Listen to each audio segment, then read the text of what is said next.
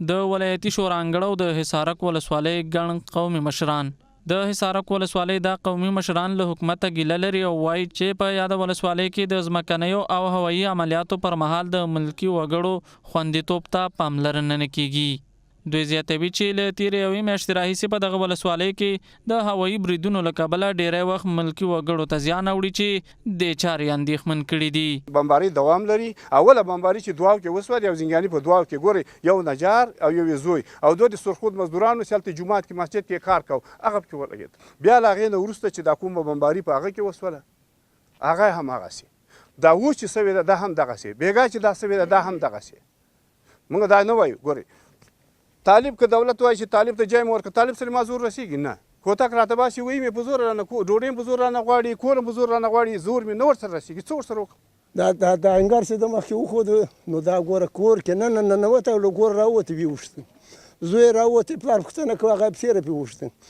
بل یې په پسې را پې وشته بله ورځ دلته راوسته او زوی یې بندي کړي چې ورخوشي کول دې ورخوشي که ګناهګار خو بندي کړی به دي غرغره کړی به دي دا زوی دی د دې انګر زوی به دې غرغره کړی دا یې نه غرغره که نیست خو حکومت رښتا کوي نو حکومت یې خپله به نه هغه راپور چې ونیسي صحیح راپور نه د خدای په خاطر سره موږ غریبانان دې نه پېژورئ. ناوې تیږه 15 کسان هلته وشتلي دي 3 کسان یې ناوې تیږه کې وشتلي یو بل ماشوم وشتلی نو خلک چې کوم بندیان راوړي دلته 2 کسه یې وژني یو دلته راځي هغه بیرته خوشي کوي. نو دغه شی داسې ملکي خلکو ته ډېر تاوان رسوي او دا څوک چې راپور ورکوي باید دا راپور چې ونیسي دا ولې غلط راپور نه ورکوي. بله ورځ دا که بمبار اوس 15 پکې پسونه یې له منځه یوړل سیاست ډاکټرانو ته تللي هغه یې پکې له منځه یوړل په دواو کې چې چاپاول سو راغلي په مشخص خپل هدف سي ملکیانو نجارانو بیچارهګانو مظلومانو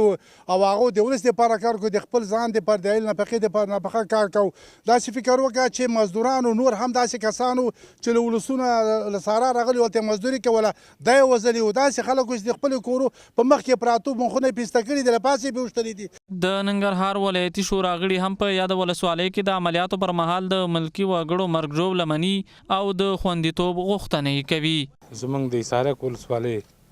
او د شیرزاد ولسوالۍ د عمراني پروژو نه خو برخمن نه دي ونه دي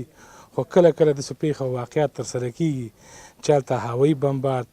هوایي عملیاتونه یا د صفردو د قطعې د خوا ترسره کیږي زمونږ ملکیان پکې شهیدان کوي